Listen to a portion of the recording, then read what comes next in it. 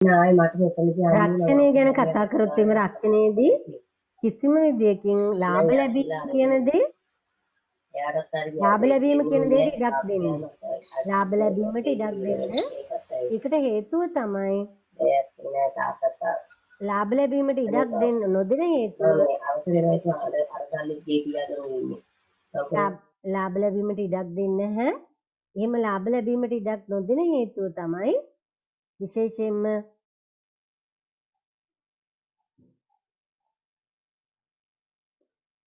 ලාභ ලැබෙන ඉඩක් ලබා දෙන්නේ නැහැ. රක්ෂණයේ ප්‍රධානම මූලධර්ම ක්‍රියාත්මක වීමේ ප්‍රධානම අරමුණක් තමයි ලාභ ලැබීම කියන එක වළක්වා ගන්න. එහෙනම් හානිපූර්ණ මූලධර්මයට අයත් වන අතර සිදු වූ හානිය පමණක් ආවරණය කෙරේ. එහෙනම් ආරක්ෂණය පැත්ත ලියන මෙහිදී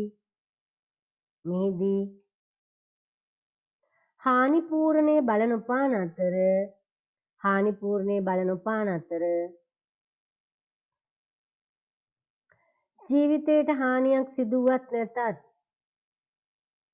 ජීවිතයට හානියක් සිදුවත් නැතත් ප්‍රතිපාදන ලබාගත හැක. නැත්නම් ප්‍රතිලාභ ලබාගත හැක. හරි. ඊයරද පුතේ ලියලා? ඔව් මිස්. මෙන්න මේ දක්වලා තියෙන්නේ රක්ෂණයයි ආරක්ෂණයයි අතර වෙනස්කම්. ඉතින් මෙතනදී පැහැදිලි වෙනවා අපි අර කතා කර රක්ෂණය කිව්වේ මොකද්ද ආරක්ෂණය කිව්වේ මොකද්ද කියලා පැහැදිලි කරගත්තානේ. මේක තවදුරටත් ඉතාම හොඳින් අවබෝධ වෙන තැන තමයි මේ. එහෙනම් මම කිව්වා දීපලක් වගකීම් මේ වගේ දේවල් තමයි රක්ෂණය කරන්න පුළුවන්. ආරක්ෂණය කරනවා කියන්නේ පුද්ගලගේ ජීවිතය. එතකොට දීපල සම්බන්ධයෙන් දීපලට උදාහරණ ගත්තොත් ඉඩමක්, ගොඩනැගිල්ලක්, ව්‍යාපාරික ස්ථානයක්, නිවසක්, යාන වාහන මෙන්න මේ කියන දේවල්. එහෙම නැත්නම් සේවකයන්ගේ ජීවිත, මාර්ගස්ත මුදල්, මාර්ගස්ත භාණ්ඩ තොග මෙන්න මේ කියන දේවල් රක්ෂණය කරන්න පුළුවන්. ඒතකොට ඒක රක්ෂණය කිරීමේදී රක්ෂකයයි රක්ෂිතයයි දෙන්න අතර ගිවිසුමක් ඇති කරගන්නවා. අන්න ගිවිසුම ඇති කරගෙන අවදානම් ටික මෙන්න මේ අවදානම් ඇති වුණොත් මේ දීපල සම්බන්ධයෙන් රක්ෂණාවරණය ලබා ගත යුතුයි. ලබා ගන්නවා කියන එකඟතාවයෙන් යුතුව මේ දෙපාර්ශ්වයෙන් ගිවිසුමක් අත්සන් කරගන්න. ඊට පස්සේ මේ කියපු යාන වාහන, ගොඩනැගිලි, නිවාස මේ දේවල් සම්බන්ධයෙන් අන්න රක්ෂණාවරණය ලබා ගත්තොත් අපි වාරිකය ගෙවන්නේ එක වතාවක්. වාරිකය ගෙවන්නේ වසරකට එක වතාවක්. වසරකටම එක වතාවක්. මතක තියාගන්න. එතකොට වසරින් වසර ගෙවන්න ඕනද නැද්ද? ගෙවන්න ඕන. දැන් හිතන්න මෝටර රථයයි අපි රක්ෂණය කරන්නේ. මෝටර රථය රක්ෂණය කරනවා නම් අන්න අපිට සිදු වෙනවා මේ 2020 රක්ෂණාවරණය ලබාගෙන තිබුණත් ඒක ඉවර වෙනවා නම් මේ පෙබරවාරි 10 10න් පස්සේ 11 වෙනිදා අන්න අපි නැවත 2023 පෙබරවාරි වෙනකන් අලුතින් රක්ෂණාවරණය ලබා ගන්න ඕනේ. ඒතර ගෙවන්නේ වාරිකය එක වතාවක්. දීපල සම්බන්ධයෙන් වගකීම් සම්බන්ධයෙන්. තවත් සමහර දේවල් තියෙනවා හිතන්නකෝ ඔබ බැංකුවකින් ණයක් ගන්න යනවා කියලා. ඒතකොට බැංකුවේ ණය ගැතියෙක් වෙනවා ඔබ. බැංකුවට අයිතිය තියෙනවා ණය හිමියා විදියට ඔබේ ජීවිතය රක්ෂණය කරන්න. එවැනි අවස්ථාවක අන්නර ඔබ ණය ලබා ගන්නා ණය ප්‍රමාණයට රක්ෂණාවරණය ලබා ගන්න. එතෙන්දී වාර්ෂික වර්ෂයෙන් ගෙවන්නේ නැහැ. එක වතාවමයි ගෙවන්නේ. ඒ ලෝන් එක ආරම්භ කරන අවස්ථාවේ ගෙවනවා විතරයි. ඒ සම්පූර්ණ කාලය ඔබ අවුරුදු 5කටද ගන්නේ 10කටද මේ පෙන්ෂන් යනකන්ද මේ විශ්‍රාම යාම අවුරුදු 60 වෙනකන්ද උන් ඔය දක්වා ඒ මූල්‍ය ආයතනය තීරණය කරනවා මෙයාගේ මෙන්න මේ කාලය සඳහා මේ ණය ලබා දෙන්නේ මේ සඳහා රක්ෂණාවරණය ලබා දෙන්නේ. එතෙන්දී ඒ කාලයත් එක්ක එක වතාවයි ගෙවන්නේ නැවත ගෙවිය යුතු නැහැ. එතකොට භාණ්ඩ තොගයක් අපි හිතන්නකෝ රක්ෂණය කරනවා කියලා. භාණ්ඩ තොගය දැන් හොරණින් භාණ්ඩ තොගයක් යවනවා යාපනයේට. මේ භාණ්ඩ තොගය මාර්ගස්ත භාණ්ඩ තොගය. මාර්ගස්ත භාණ්ඩ තොග මෙන්න මේ භාණ්ඩ තොගය සම්බන්ධයෙන් රක්ෂණාවරණය ලබා ගන්න කියන මාර්ගස්ත භාණ්ඩ රක්ෂණය. මාර්ගස්ත භාණ්ඩ රක්ෂණය ලබා ගන්නම කියන්නේ මේ පටවන භාණ්ඩ තොගය අදාළ ස්ථානයේ ග්‍රන්ථ බාර දෙන තෙක් හානිය සිදු වුණොත් අන්නේ හානි ආවරණය කරනවා. ඒතර අර භාණ්ඩ තොගයට එකවරයි ගෙවන්නේ. පැහැදිලිද? මුදල් තොගයක් පොරණේ ඉඳලා ගෙනියනවා කොළඹට. ඒතර මුදල් තොගේ මාර්ගස්ත මුදල් මේ අදාළ ස්ථානයේ ගෙනෙහින් දෙනකම් රක්ෂණාවරණය එක වතාවයි ගෙවන්නේ ගෙනියන වටින මුදල් වල වටිනාකම. පැහැදිලිද? ඒතර මෙන්න මේක තමයි රක්ෂණය කියන්නේ. රක්ෂණය. දීපල මේව සම්බන්ධ රක්ෂණය කියන්නේ. ආරක්ෂණය කියන්නේ මොකද්ද? මොකද ජීවිතය සම්බන්ධ. ජීවිතය සම්බන්ධයෙන් රක්ෂණාවරණය ලබා ගැනීමේදී ඉතාම වැදගත් දෙයක් ඔබට කියන්න ඕන දෙයක් තමයි දැන් මේ තරුණ වයස දරුවා. තරුණ වයස දරුවන් සම්බන්ධයෙන් රක්ෂණාවරණයක් දෙමව්පියෝ ගත්තොත් අවුරුදු 18යි කියන්නේ කිසිදු දෙයකින් මවට හෝ පියාගේ රක්ෂණාවරණය යටතේ ආවරණය කරගන්න බැරි වයසක්. අවුරුදු 18 සම්පූර්ණ දරුවෙක් කිසිම ආකාරයකින් බෑ මව හෝ පියාගේ රක්ෂණාවරණය යටතේ ආවරණය කරගන්න. ඒ අයට අවුරුදු 18 සම්පූර්ණ නිසා අන්න වෙනම රක්ෂණයක් ජීවිත රක්ෂණයක් ලබා ගන්නවා. එතකොට වයස අඩු වෙනවා කියන්නේ ජීවිත රක්ෂණ ඔප්පුවේ වටිනාකම වැඩි ගානකට යන්න පුළුවන්. හැබැයි වාරිකයේ අඩු මුදලකට යන්න පුළුවන්. වාරිකයේ අඩුයි වටිනාකම වැඩි. හැබැයි අවුරුදු 35 ටිකක් අඩු 45 50 වගේ වෙලා රක්ෂණාවරණ ජීවිත රක්ෂණය ලබා ගන්න ගියොත් මොකද වෙන්නේ? වාරිකේ වැඩි. ලැබෙන මුදල් ප්‍රමාණයත් අඩු. හැබැයි මේක කොහොමද ගෙවන්නේ? ඔබයි තීරණය කරන්නේ රක්ෂණ උපයටද. ඔබ ලක්ෂ කල්පිරෙනකොට ඔබ අවුරුදු 10කට නම් කල්පිරෙන්න මේ රක්ෂණාවරණය ලබා ගන්නේ. ජීවිත රක්ෂණ උපය ලබා ගන්නේ අවුරුදු 10ක්. මේ ලක්ෂ 10ක්ද 15ක්ද 20ක්ද ඒක ඔබයි තීරණය කරන්නේ. ඔබේ ගෙවීමේ හැකියාව අනුව. එහෙනම් ඒක ඔබට පුළුවන් මාසිකව මාස 3න් 3ට මාස 6න් 6ට එහෙම නැත්නම් වර්ෂයකට එක වතාවක් ගෙවන්න. මාසිකව ගෙවුවොත් අඩු වාරිකය. මාස 3න් 3 ගෙවුවොත් ටිකක් වැඩි. ඊට ටිකක් වැඩි මාස 6න් 6ට. අවුරුද්දක් වුණොත් එimhe අර සියලු දේවල් එකතු වෙලා ගෙවන්නේ. ඉතින් මෙන්න මේ කියන ආකාරයෙන් අවුරුදු 10ද ඔබ රක්ෂණ උපගත ඒ කාලය තුලම ගෙවන්න ඕනේ. ඒ වගේමයි ඔබ මේ කල්පිරෙන කාලය වෙනකොට ජීවත් වෙලා හිටියොත් ඔබට එතෙක් උනත් සමහරලාට රෝහල්ගත වීමකදී අනතුරකදී ආබාධිත තත්ත්වයකදී එහෙම නැත්නම් මේ වගේ විවිධ අවස්ථාවලදී ආවරණ ලබා ගන්න පුළුවන් ප්‍රතිලාභ. ඒ ලබා ගන්න වගේම කල්පිරෙද්දී ඔබ ජීවත් වෙලා හිටියොත් ඔබට ඒ ප්‍රතිලාභ ලැබෙනවා. ඊට පෙර ඔබ අවුරුදු 10කට අරන් 8ෙදි මිය ගියොත් එහෙම අනේ අපේදන්ට අර එකඟ වෙලා තියෙන රක්ෂිත ඔප්පුවේ මුහුණත වටිනාකමම ලබා ගන්න පුළුවන්කම. මෙන්න මේ දෙක අතර වෙනස මේක තමයි. එහෙනම් අපි මේ වෙනස්කම් බලමු. මම රක්ෂණය කියන්නේ මොකද්ද ආරක්ෂණය කියන්නේ මොකද්ද කියලා පැහැදිලි කරනවා. දැන් රක්ෂණය කියන එක හානි රක්ෂණය කර හානිය තමයි රක්ෂණය කරන්නේ. ආරක්ෂණයේදී ජීවිතය තමයි ආරක්ෂා කරන්නේ. ජීවිතය. එතකොට ඉතිරි කිරීමක් වගේ නෙමෙයි මේ හානි රක්ෂණය කියන එක. ඇයි ඉතිරි කිරීමක් වගේ නොවෙන්නේ? හානියක් වුණොත් වන්දි ගෙවනවා. හානියක් නොවුනොත් කීයක්වත් ලැබෙන්නේ. හැබැයි මෝටර රථ රක්ෂණයේදී මෙහෙම දෙයක් තියෙනවා. මෝටර රථ රක්ෂණයේදී අදාළ වර්ෂය තුල කිසිදු වන්දියක් ලබාගෙන නැත්නම් එක්ක නැත්නම් සීමිත වාර ගණනකදී පමණක් නම් අරන් තියෙන්නේ වන්දි මුදල් නොගෙනම තිබීම තමයි වැදගත්ම වෙන්නේ. නොගෙන තියෙනවා නම් එවැනි අවස්ථාවක no claim bonus යටතේ ඊළඟ වර්ෂයේ රක්ෂණ ආවරණය ලබා ගැනීමේදී මුදලක් අඩු කරනවා. පැහැදිලිද? මෝටර රථ රක්ෂණයේදී අදාළ වර්ෂය දැන් 2019 පෙබරවාරි 10 රක්ෂණයක් ගත්ත මෝටර රථයකට ලක්ෂ 45ක්. ඒ රක්ෂණෝපුව ඒ රක්ෂණාවරණය මේ 2021 පෙබරවාරි 10ට අවසන් වෙනවා. මොකද වෙන්නේ? නැවත වතාවක් අන්න රක්ෂණය කරන්න ඕනේ ඊළඟ වසරට. ඒ රක්ෂණය කරද්දී ඔබ අර 20 ඉඳලා 21 මේ පෙබරවාරි වෙනතෙක් කිසිදු වන්දියක් ලබාගෙන නැත්නම් ඔබ no claim bonus කියන කොටට අයිති වෙනවා. එතකොට ඔබට පුළුවන් මේ 2022 අවුරුද්දට එහෙම නැත්නම් 21 අවුරුද්දෙන්ට 21 පෙබරවාරි 10 ඉඳලා 22 පෙබරවාරි 10 වෙනකන් එක අවශ්‍ය වෙන්නේ. අන්නේ වර්ෂයේදී වාරිකයේ අඩු ගණනක් අඩු කිරීමක් කරනවා. නමුත් ජීවිත රක්ෂණයේදී එහෙම වෙන්නේ මේක ඉතිරි කිරීමක් හා සමානයි. මාසිකව ගෙවාගෙන යන වාරික. එහෙම ගෙවන් ගිහිල්ලා අදාළ අවුරුදු 10 එකඟ වෙලා තියෙන ඒ කාලය දක්වාම ගෙවයි යනවා. ඒකයි කියන්නේ ඉතිරි කිරීමක් හා සමානයි. එතකොට රක්ෂණයේදී ගෙවූ වාරික ආපසු ලබා ගන්න පුළුවන්ද? බැහැ.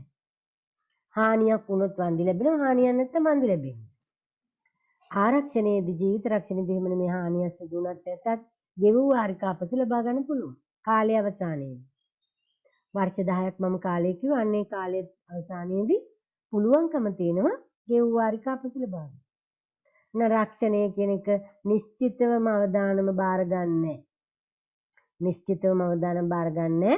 අනතුරු වෙන්න පුළුවන්, හානි වෙන්න පුළුවන්, සොර සතුරු උදුරු මේවා වෙන්න පුළුවන් අවිනිශ්චිතතාවම.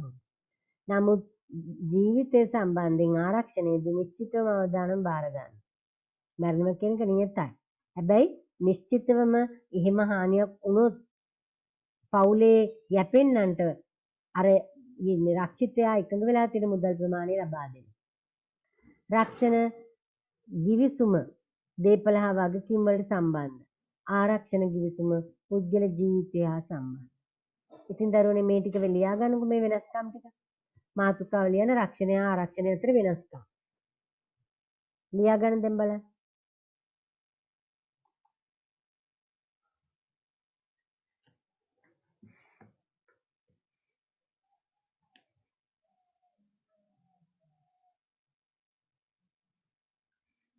අංක 1 රක්ෂණය පැත්තේ ලියන හානි රක්ෂණය කරයි.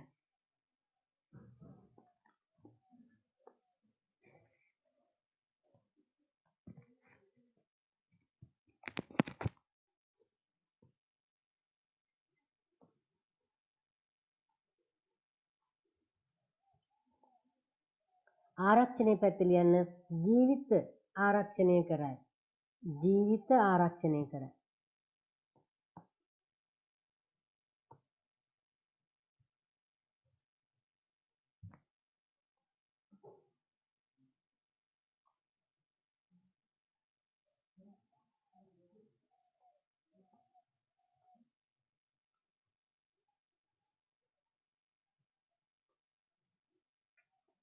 දෙක රක්ෂණය පැත්තේ ලියන ඉතිරි කිරීමක් නොවේ.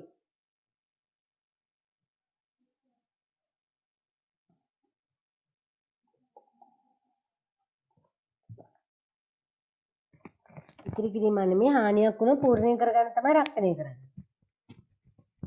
ආරක්ෂණය පැත්තේ ලියන්න ඉතිරි කිරීමකට සමාන වේ. ඉතිරි කිරීමකට සමාන වේ. 3 ගෙවූ වාරික අපසු ලබාගත නොහැක. ගෙවූ වාරික අපසු ලබාගත නොහැක. රක්ෂණයේදී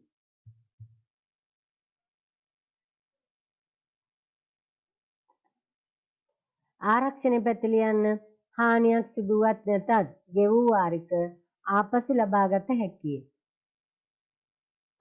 දැන් ඔබෙන් අහුව ප්‍රශ්නයක් රක්ෂණය හා ආරක්ෂණය සංසන්දනාත්මකව ලියන්න කියලා මෙන්න මේ වගේ සංසන්දනය කරන්න ඕන. එකිනෙකට මුහුණට මුහුණ සංසන්දනය කරන්න ඕන. 4 නිශ්චිතවම අවදානම බාර නොගනී. නිශ්චිතවම අවදානම බාර නොගනී.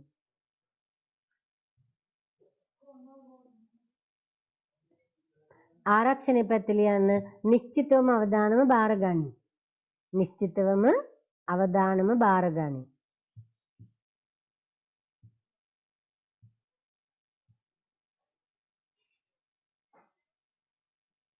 5 රක්ෂණ ගිවිසුම දේපල හෝ වගකීම් වලට සම්බන්ධ වේ. රක්ෂණ ගිවිසුම දේපල හෝ වගකීම් වලට සම්බන්ධ වේ.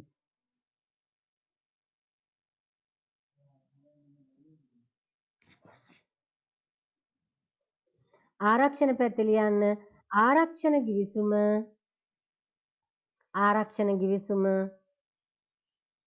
පුද්ගල ජීවිතය හා සම්බන්ධ වේ. පුද්ගල ජීවිතය හා සම්බන්ධ වේ.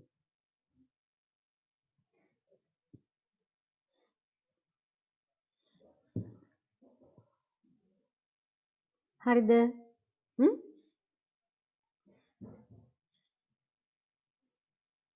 හරි මිස්. එහෙනම් අපි බලමු ඊළඟට රක්ෂණය යනු වැළැක්වීමක් නොව පිළියමකි කියලා මේක ඇත්තම එක අවස්ථාවකදී ප්‍රශ්නයක් මෙහෙම අහලා තිබුණා. රක්ෂණය කියන්නේ වැළැක්වීමක් නෙමෙයි පිළියමක්. ඔබ මේකට මොකද කියන්නේ? එකග වෙනවද? රක්ෂණය කියන්නේ වළක්වන්න පුළුවන් දෙයක්ද නැත්නම් හානියක් වුණා මේක එක්ක පිළියමක් යෙදීමක් විතරද? මොකද කියන්නේ? මයික් ඔන් කරලා කතා කරන්න.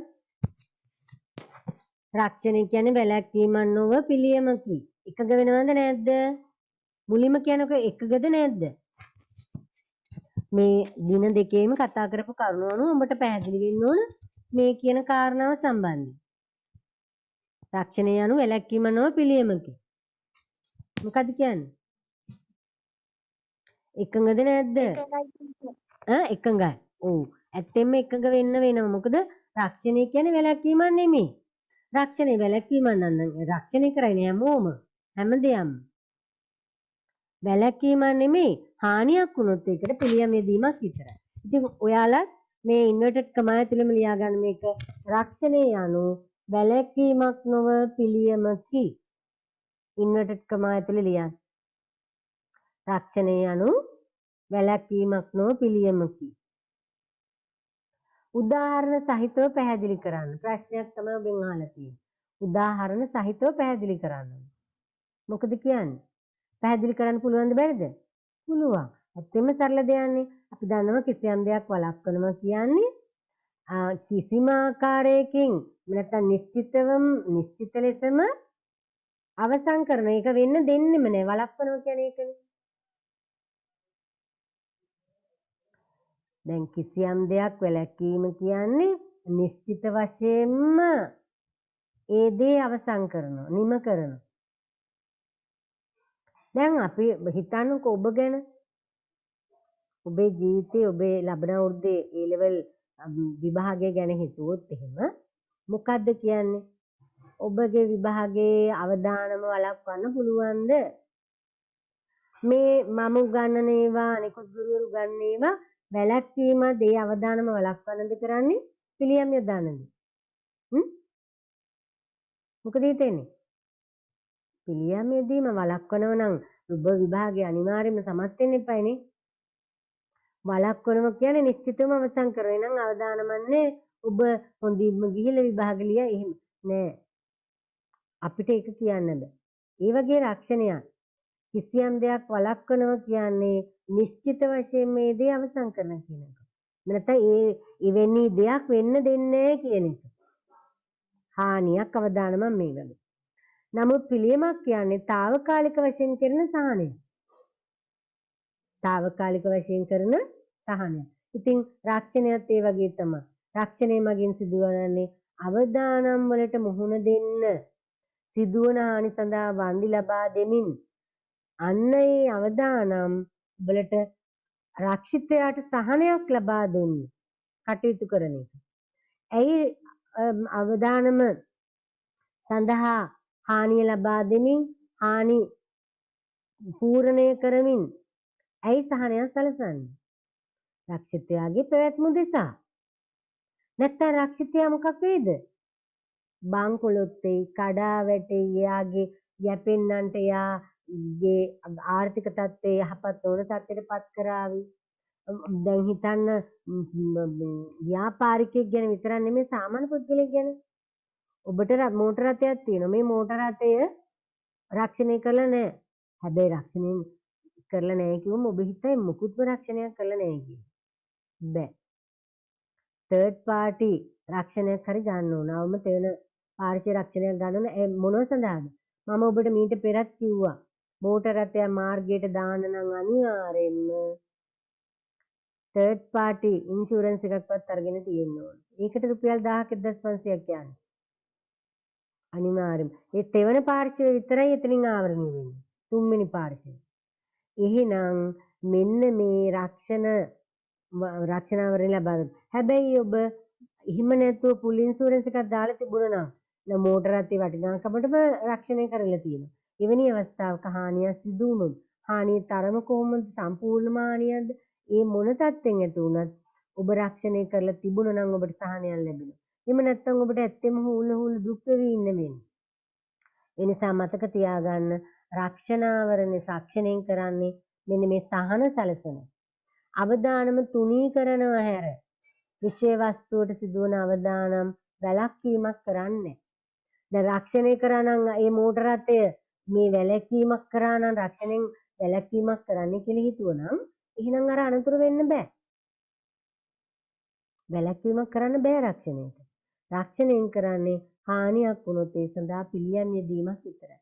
ඒ අනුව සිදුවන හානියට පිළියමක් විදිහට වන්දි ගෙවීම සිදු කරනවා. එහෙනම් කිසියම් දීපලක් වෙනුවෙන් ගිනි රක්ෂණයක් ලබා ගන්න පුද්ගලෙක්. ඔන්න කිසියම් දීපල ව්‍යාපාරික ස්ථානයක් කියන්නේ කෝටි 10කට ව්‍යාපාරික ස්ථාන. මේ ව්‍යාපාරික ස්ථානේ රෙදිපිලි අලෙවි කරන තැන. මෙන්න මේ දීපල වලට ගිනි රක්ෂණයක් ලබාගත් පුද්ගලෙක්. දීපල සඳහා සත්‍ය වශයෙන්ම හානියක් සිදු වුණා මොකද කරන්නේ? වන්දි දීමෙන් එම පුද්ගලයාගේ පිළියම එහෙම නැත්නම් එම පුද්ගලයාට සහනයක් සැලසෙනවා. එහෙම නැතුව ගින්නෙන් සිදුවන හානිය වළක්වන්නේ ඒක වළක්වන්න බෑ. ගිනි හානිය සිදු වුණොත් ඒ හානිය ආවරණය කරගන්න වන්දි ගෙවීමක් කරනවා. පැහැදිලිද?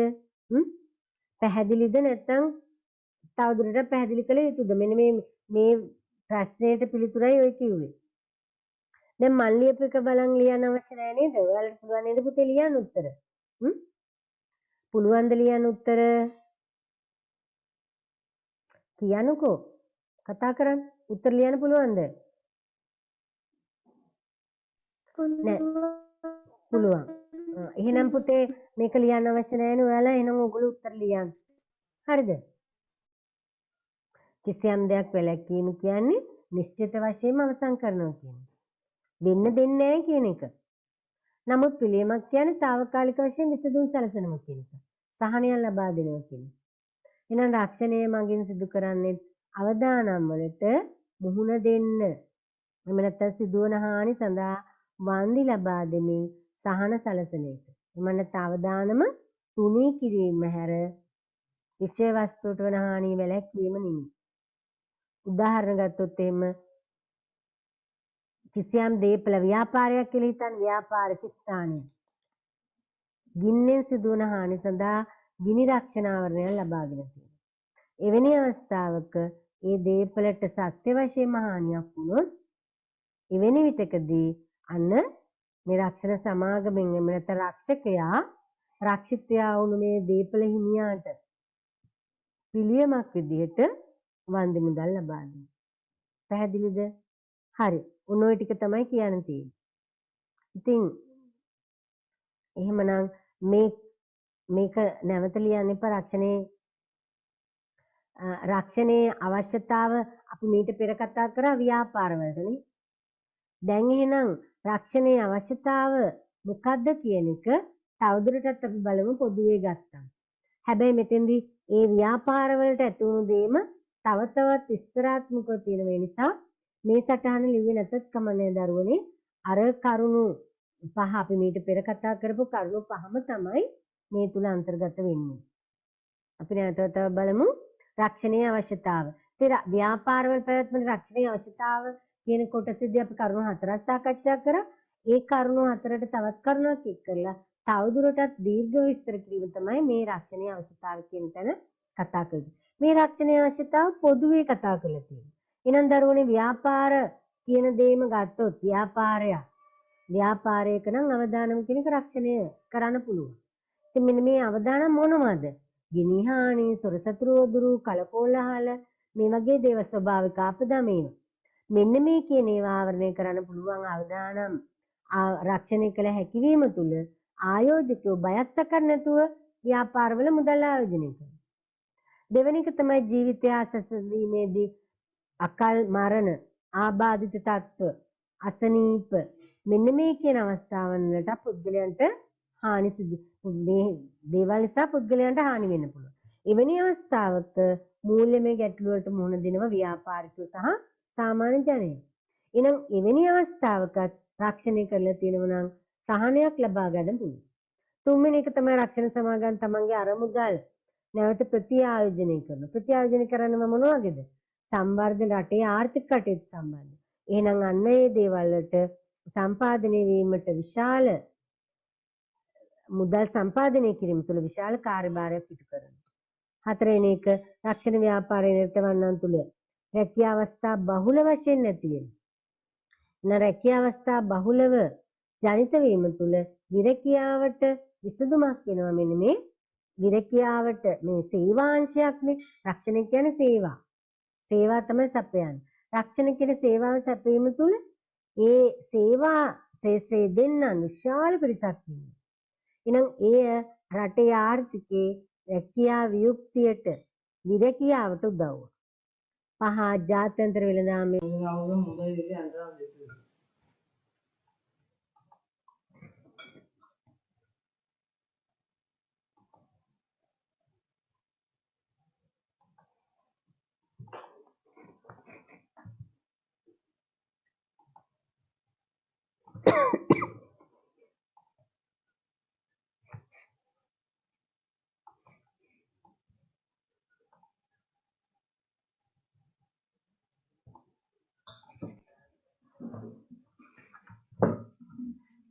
එහෙනම් පුත බලන්න මේ රක්ෂණ සේවාව නිසා රටේ විරකියාවට උදව්වක් වෙනවා. ඒ වගේම ජාත්‍යන්තර වෙළඳාමේදී මම කිව්වේ මුහුදු වදුරු ගුවන් උවදුරු වගේ දේවල් සිදු වුණොත් එහෙම ජාත්‍යන්තර වෙළඳාමට හානියක්. නමුත් මේව රක්ෂණය කරන්න පුළුවන් වීම තුළ ජාත්‍යන්තර වෙළඳාම විශාල විදිහට දියුණු තත්ත්වයට පත් වෙලා තියෙනවා.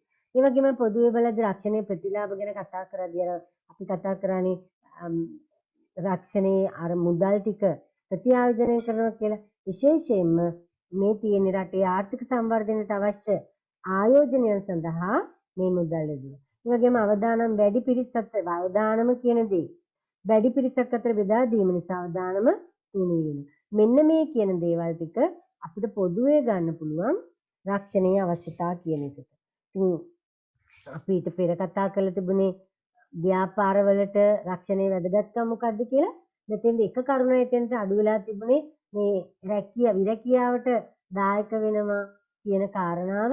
එක්ක මේක එකතු කරගන්න එතෙන්ට නැත්නම් මම හිතන්නේ මේ කරුණු පහ නැවත ලියන එක අවශ්‍ය නැති වෙයි කියලා. නමුත් මෙතන විස්තර කිරීමක් කළා තියෙනවා. මොකද ඔයාලා කරන්න කැමති?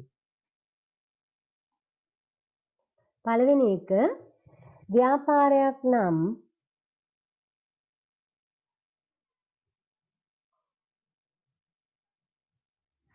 අවදානම රක්ෂණය මගින් ආවරණය කෙරෙන නිසා අවදානම රක්ෂණය මගින් ආවරණය කෙරෙන නිසා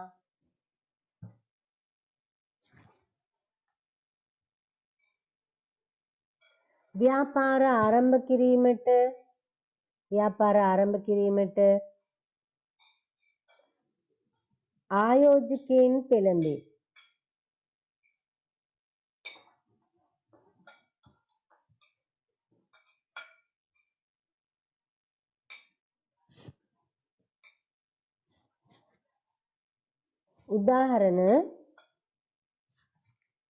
උදාහරණ ගිනිහානි, සොරදිය, ජල ගැලීම්, කලකෝලහල,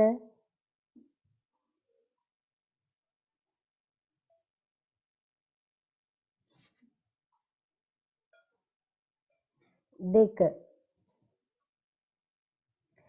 පුද්ගල ජීවිතය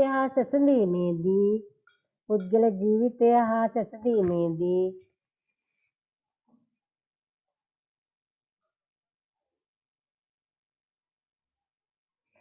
අකල් මරණ, ආබාධිත තත්ත්වයන්, අසනීප,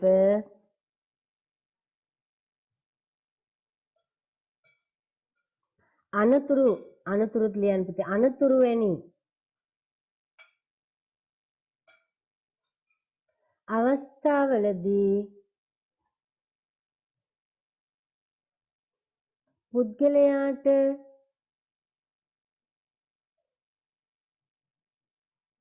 මූල්‍යමය වශයෙන් ආරක්ෂාව ලබා දේ.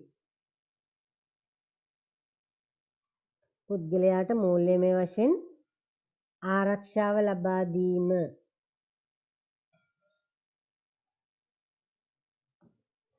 3.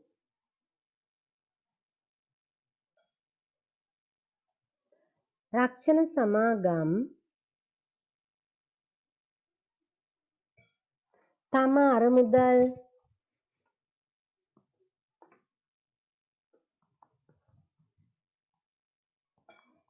නැවත ප්‍රතිආයෝජනය කිරීම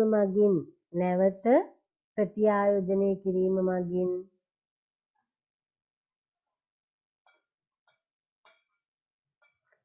රටේ ආර්ථික සංවර්ධනයට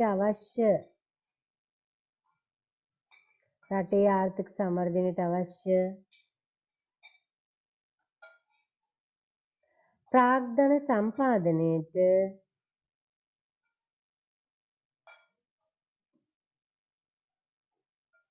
දායක වීම තුළ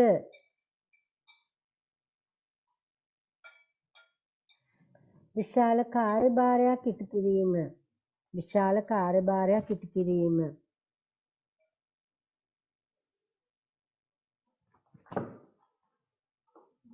4.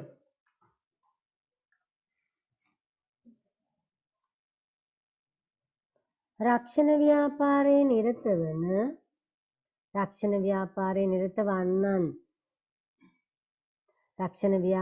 නිරත වන්නන් වැඩිවීම තුළ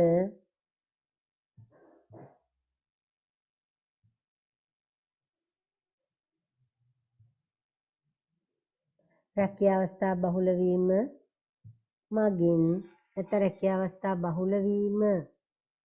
තුළ විරකියාවට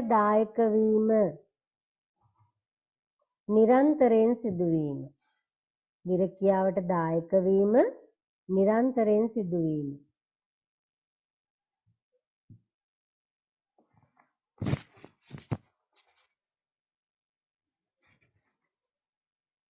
5.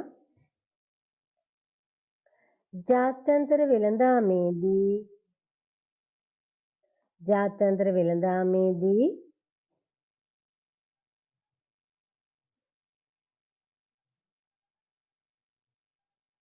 මුහුදු උවදුරු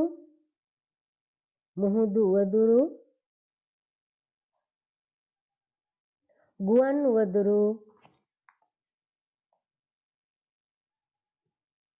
රක්ෂණය කිරීම තුළ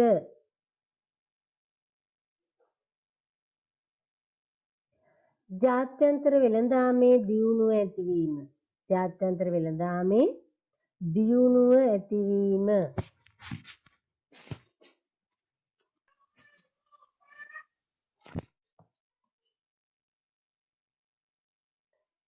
දැන් අලුත්ඡේද කියලා යන මේ අනුව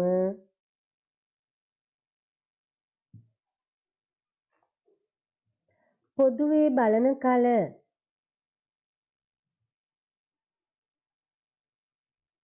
රක්ෂණයේ ප්‍රතිලාභ ලෙස ව්‍යාපාරිකයෙක් විදියට හෝ සාමාන්‍ය ජනයා විදියට නැතුව පොදුවේ සෑම දෙනෙක්ම මහජනයා විදියට බලද්දී ආයතන හැම එකක්ම එකට බලද්දී ප්‍රතිලාභ එක මේ අංක දාන්න නැතුව නිකන් තරු ලකුණු හෝ ඉරි කැලක් ගහලා ලියා ගන්න රටේ ආර්ථික සංවර්ධනයට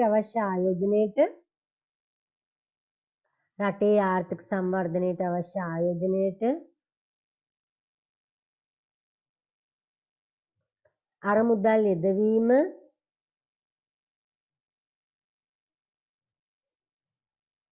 අවදානම් වැඩි පිරිසක් අතර බෙදී යාම නිසා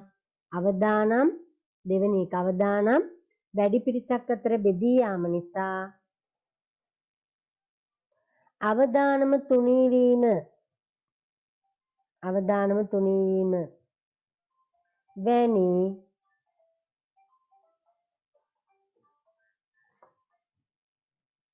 වැනි ප්‍රතිලාභ ලබා ගත හැක.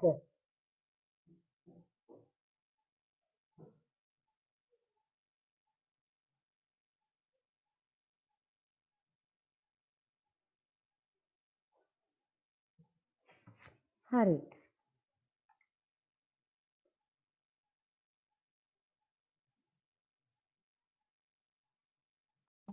හොඳයි එහෙනම් අපි ඊළඟට බලමු රක්ෂණ ගිවිසුම. දැන් අපි කතා කරන්නේ රක්ෂණය කියන්නේ මොකක්ද කියලා.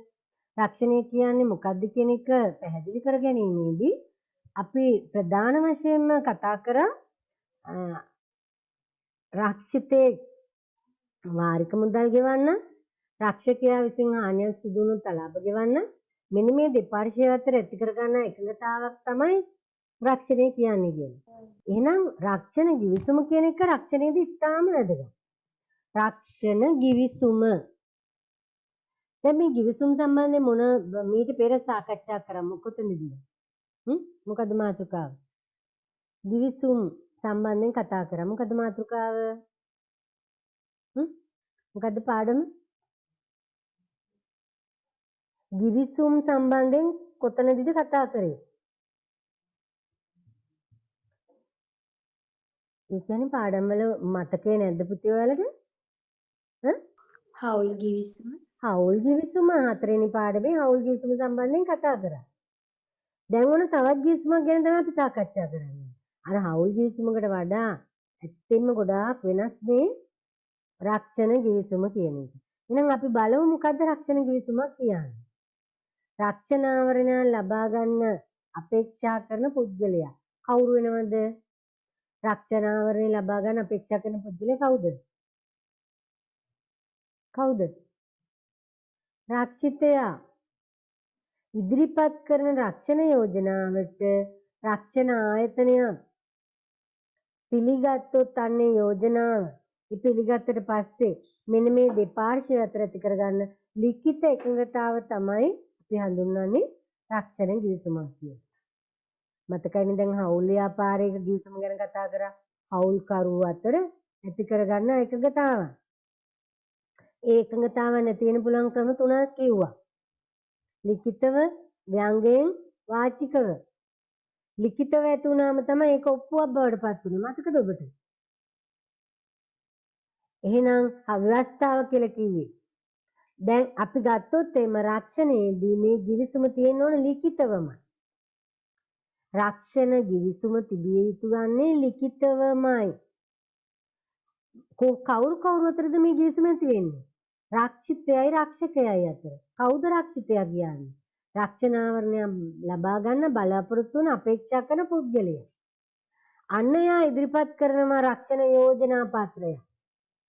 මට මෙන්න මේ කියන දීපලට වෙන්න පුළුවන් වගකීම් මේ සම්බන්ධ වගකීම් වෙන්න පුළුවන් මෙන්න මේ දේ සඳහා රක්ෂණ ආවරණය ලබා ගන්න ඕන කියලා එයා තමයි යෝජනාව ඉදිරිපත් කරන්නේ. කාටද ඉදිරිපත් කරන්නේ? රක්ෂකයාට. රක්ෂකයා කියන්නේ කවුද අපේ? රක්ෂණ සමාගම. අනේ රක්ෂණ සමාගමට ඉදිරිපත් කරන්නේ. එහෙනම් රක්ෂණ සමාගම ඒක පිළිගත්තොත් පිළිගන්න එපා. පිළිගත්තොත් තමයි අන්න ඊට ඉදිරි පිරිවෙලට යන්නේ ඊට එහාට යන්නේ.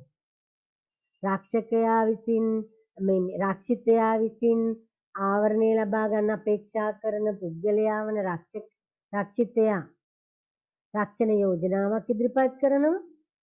රක්ෂකයා ඒක පිළිගත්තොත් මෙන්න මේ දෙපාර්ශ්වය අතර එකඟතාවක් ඇති කරගන්නවා. කොහොමද එකඟතාවක්?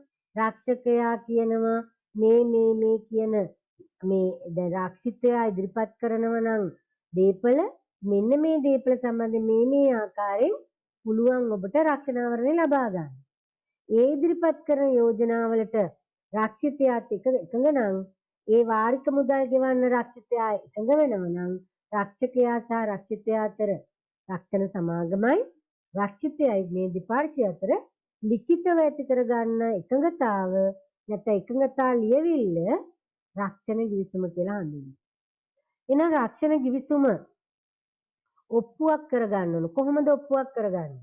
රක්ෂණ ගිවිසුමක් ඇති වූ බව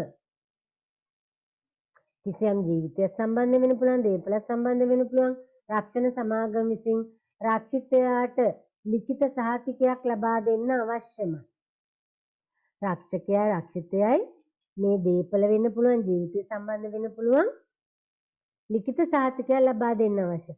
අන්න ඒ සහතිකය අපි හඳුනනවා රක්ෂණ ඔප්පුව කියලා. එහෙනම් රක්ෂණ ඔප්පුව කියන්නේ රක්ෂණ ගිවිසුමක් නෙමෙයි, රක්ෂණ ගිවිසුම ඇති වූ බවට සාක්ෂියක්. ගිවිසුමක් නෙමෙයි. ගිවිසුම කියන්නේ කොන්දේසි වලට එකඟතාව ඇති කරගන්න එක. මෙන්න මේ කොන්දේසි රක්ෂිතයාගේ පැත්තෙන් රක්ෂිතයා එකතු කරනවා, රක්ෂකයාගේ පැත්තෙන් රක්ෂණ සමාගම එකතු කරනවා. මේ දේවල් වලට එකඟ වීම තමයි රක්ෂණ ගිවිසුමක් කියන්නේ. මෙන්න මේ ගිවිසුම ඇති වුණා කියලා සාක්ෂි දරන්නේ රක්ෂණ ඔප්පුව මගින්. එහෙනම් අන්න අර ගිවිසුමේ තියෙන වගන්ති ටික තියෙනවා, ඒ කොන්දේසි වලට දෙපාර්ශ්වය අත්සන් කරලා තියෙනවා. එහෙම කරලා තියෙන වෙලාවේදී ඒ දේ සිදු වුණා කියලා රක්ෂිතයාට ලබා දෙන ලියවිල්ල තමයි රක්ෂණ ඔප්පුව කියලා කියන්නේ. එහෙමනම් අපි ඉස්සෙල්ලා මේ ටික ලියාගෙන ඉමුකෝ.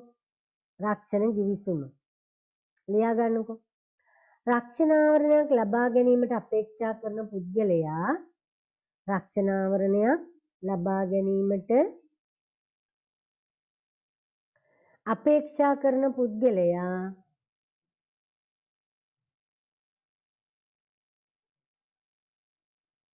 ඉදිරිපත් කරන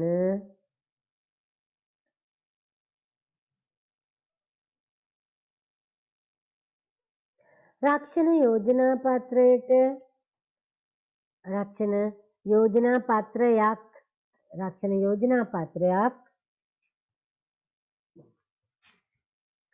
රක්ෂණ ආයතනයක් විසින්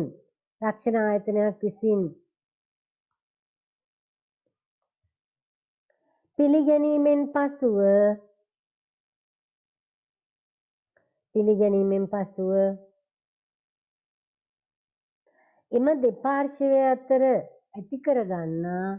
එම දෙපාර්ශ්වය අතර ඇති කරගන්නා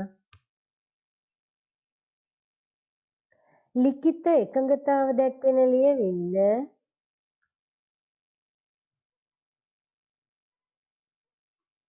රක්ෂණ ගිවිසුමයි. ඉන්වර්ටඩ් කම ඇතුලේ ලියන්න. රක්ෂණ ගිවිසුමයි.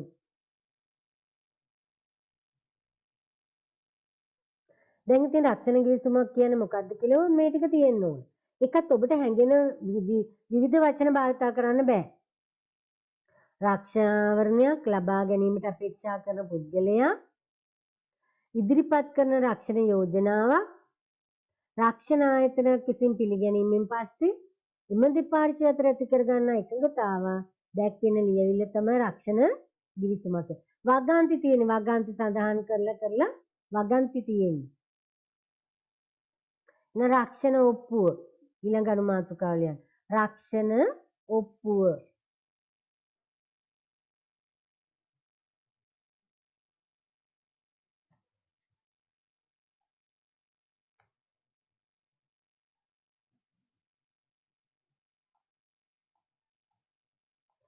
හරිද? ලියා ගන්න.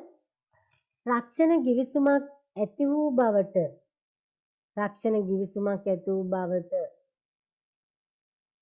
නැතහොත්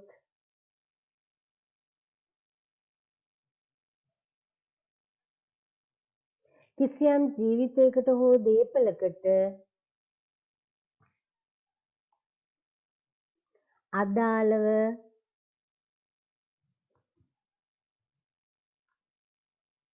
රක්ෂණ සමාගම විසින්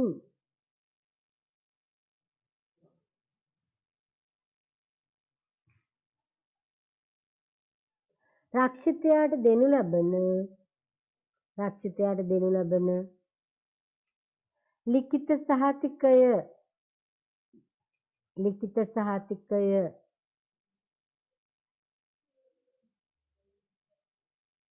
රක්ෂණ ඔප්පුවයි.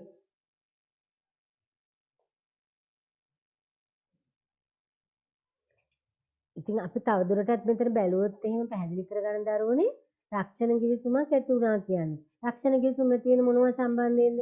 දීපල සම්බන්ධයෙන් නැත්නම් ජීවිත සම්බන්ධයෙන් වෙන්න පුළුවන්. ඒ රක්ෂණ සමාගමක් විසින් රක්ෂිතයාට මෙන්න මේ කියන ජීවිතය හෝ දීපල සම්බන්ධයෙන් රක්ෂණය දීපල සම්බන්ධයෙන් රක්ෂිතයාට ලබා දෙන ලිඛිත සහතිකය තමයි රක්ෂණ ඔප්පුව කියන්නේ. එහෙනම් මේ රක්ෂණ ඔප්පුව කියන්නේ මොකද්ද? රක්ෂණ ගිවිසුම නෙමේ. ගිවිසුම ඇති වුණා කියලා ඇති වූ බවට සාක්ෂියක්. ඇයි දෙපාර්ශ්වය මේ කියන කොන්දේසි වලට එකඟ වුණා කියලා එකඟ වෙලා මේ රක්ෂණ ඔප්පුව ලබා ගත්තා කියන එකට සාක්ෂියක්. හරිද? අලුච්ඡේද කියලා යන රක්ෂණ ඔප්පුව යනු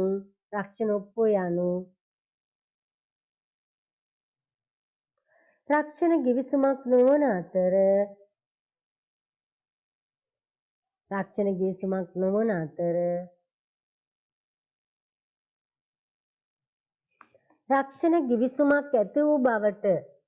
රක්ෂණ ගිවිසුමක් ඇති වූ බවට සාක්ෂියක් පමණි. ඔප්පුව වටින්නේ ඔප්පුව ගිවිසුම ඇති වුණා කියලා පෙන්눔 කරන්න තියෙන ලිඛිත සහතිකය තමයි ඔප්පුව කියන්නේ. හරිද? එහෙනම් අපි දැන් බලමු රක්ෂණ ඔප්පුවකට සම්බන්ධ පාර්ශ්ව. රක්ෂණ ඔප්පුවක් ගත්තොත් දරුවනේ රක්ෂණ ඔප්පුවට සම්බන්ධ පාර්ශ්ව 3ක් ඉන්නවා.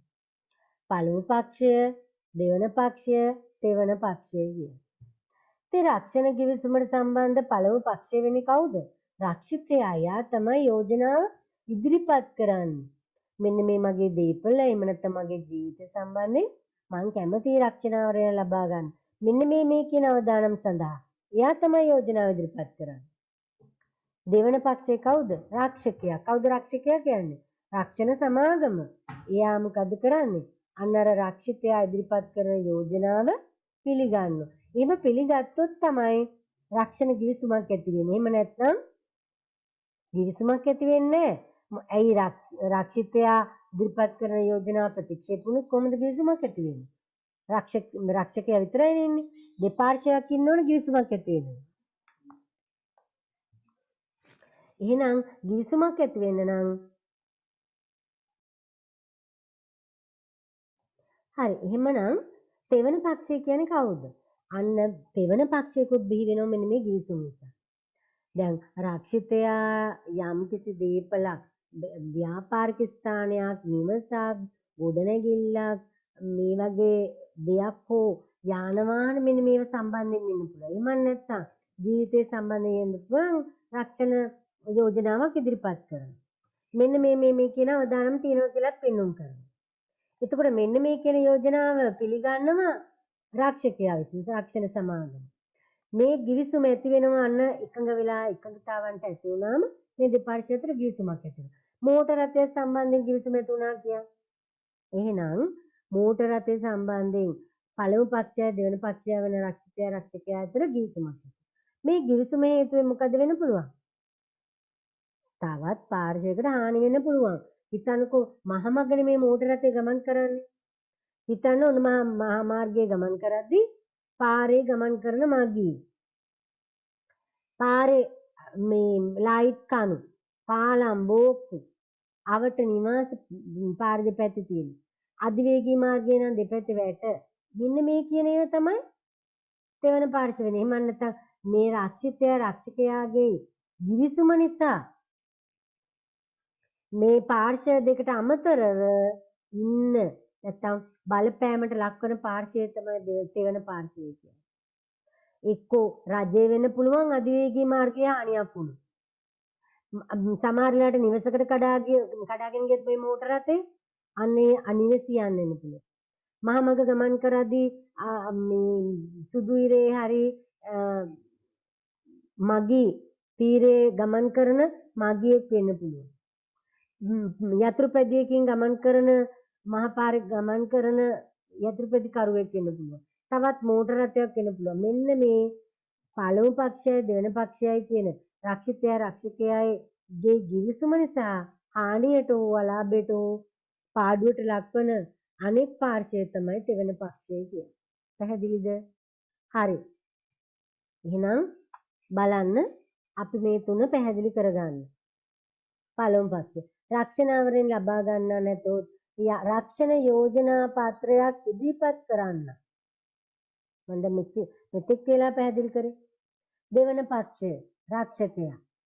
රක්ෂණ ආයතනයේ නැතොත් රක්ෂණ යෝජනාව පිළිගන්නා පාර්ශවය. දෙවන පක්ෂය ඉහත ප්‍රධාන පාර්ශවයන් දෙකට අමතරව වෙනත් පාර්ශවයක් ගිවිසුමේ ක්‍රියාකාරීත්වයේ තුලින් බලපෑමට ලක්වන බාහිර පාර්ශවය. මං කිය මෝටර රථය නම් මෝටර රථයේ බාහිරින් තියෙන මම අර කිව්වාගේ අධිවේගී මාර්ගය නම් අධිවේගී මාර්ගයේ දේවල්. මගතොටේ නම් මගීන් මෝටර් සයිකල් නැත්නම් යතුරු පැදි තවත් මෝටර රථම එහෙම නැත්නම් පදික මාරුව එහෙම නැත්නම් ලයිට් කණු ගොඩනැගි මේ වගේ ඕනම දෙයක් වෙන්න පුළුවන් තෙවන පක්ෂය. පැහැදිලිද? මෙන්න මේ තෙවන පක්ෂයක් ඇති වෙන්නේ පළමු පක්ෂයේ වන රක්ෂිතයයි දෙවන පක්ෂයේ වන රක්ෂකයයි දෙන්නගේ ගිවිසුම හේතුවෙන් ගිවිසුමේ ක්‍රියාකාරීත්වය හේතුවෙන් පැන නගින අනෙක් බලපෑම ලක්වන අනෙක් පාර්ශවය. එහෙනම් ඉස්සෙල්ලාම ලියාගෙන ඉන්නකො පුතේ අපි ටික මේ දෙක ලියාගෙන රක්ෂණ ගිවිසුමට සම්බන්ධ පාර්ශව. රක්ෂණ ගිවිසුමට සම්බන්ධ පාර්ශව. ලියා ගන්නකො. රක්ෂණ ගිවිසුමකට සම්බන්ධ ප්‍රධාන පාර්ශවය ඇහුවොත් දෙකයි. පැහැදිලිද? ප්‍රධාන පාර්ශවය ඇහුවොත් දෙකයි. පළමු පක්ෂය දෙවෙනි පක්ෂය. රක්ෂිතයා රක්ෂකයා. මතකයි නේද? රක්ෂණ ගිවිසුමකට සම්බන්ධ පාර්ශව කියලා ඇහුවොත් තුනම නම් කරන්න. දෙවන පක්ෂය. ගිවිසුම නිසා බලපෑමට ලක්වන පාර්ශවය. ගිවිසුමේ ප්‍රතිඵලයක් විදියට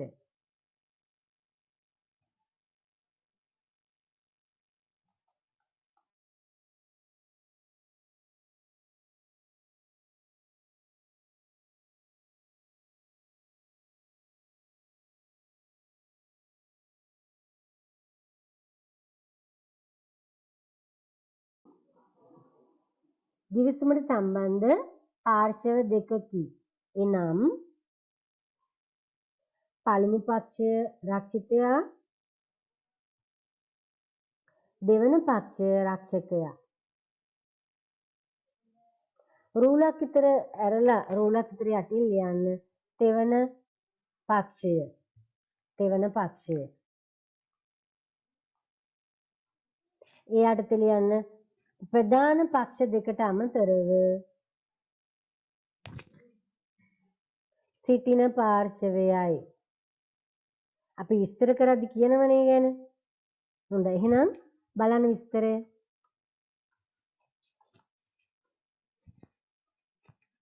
පළමු පක්ෂය රක්ෂිතයා. කවුද රක්ෂිතයා කියන්නේ?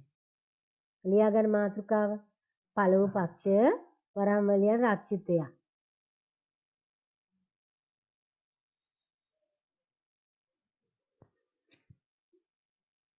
රක්ෂණාවරණය ලබා ගන්නා නැතහොත් රක්ෂණ යෝජනා පත්‍රයක් ඉදිරිපත් කරන්න.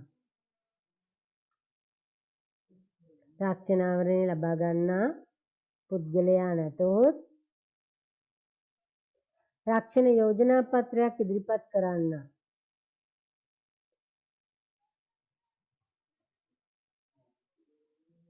දෙක රක්ෂකයා.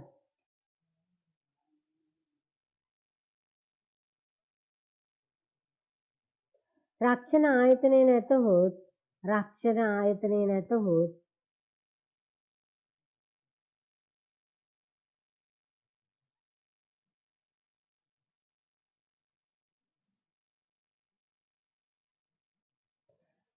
රක්ෂණ ආයතනය නැතහොත් රක්ෂණ යෝජනා පිළිගන්නා පාර්ශවයවත් රක්ෂණ සමාගම. තෙවන පක්ෂය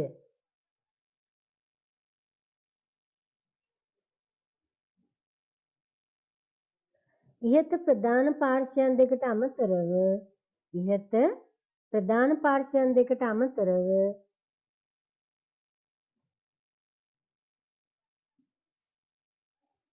ඇතිවන වෙනත් පාර්ශ්වයන්ය.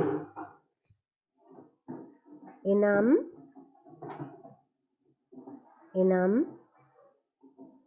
ගිවිසුමේ ක්‍රියාකාරීත්වය තුළින්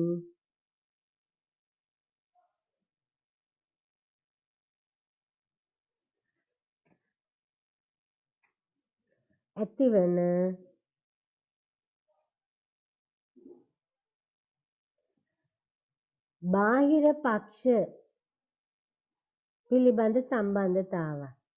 බාහිර පක්ෂ පිළිබඳ සම්බන්ධතාව.